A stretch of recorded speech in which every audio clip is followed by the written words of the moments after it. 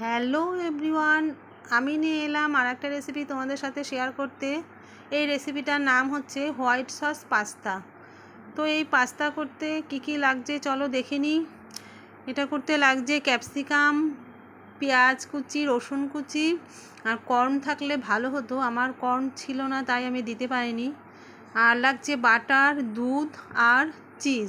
তো প্রথমেই আমরা কড়াইতে সামান্য জল দিয়ে ভালো করে পাস্তাগুলোকে সিদ্ধ করে নেব।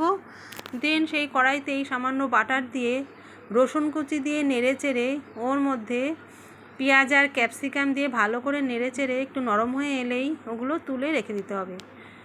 দেন এবার আমরা সেই হোয়াইট সস বানিয়ে নেব। হোয়াইট সস বানানোর জন্য প্রথমে কড়াইতে সামান্য বাটার দিয়ে ওর মধ্যে ময়দা দিয়ে নেড়ে চেড়ে অল্প অল্প করে দুধ দিয়ে নাড়তে হবে, না হলে ক্লাম্প হয়ে যাবে।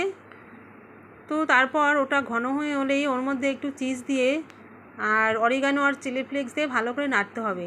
দেন সেই সিদ্ধ করে রাখা পাস্তা আর ক্যাপসিকাম পেঁয়াজ দিয়ে ভালো করে নেড়েচেড়ে মিশিয়ে নিলেই ব্যাস রেডি আমাদের হোয়াইট সস পাস্তা।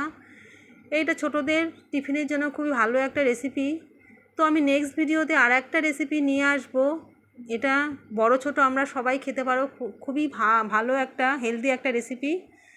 তো বন্ধুরা, আমার ভিডিওটা কেমন লাগলো তোমরা জানিও, আর ভালো লাগলে লাইক কমেন্ট শেয়ার করো।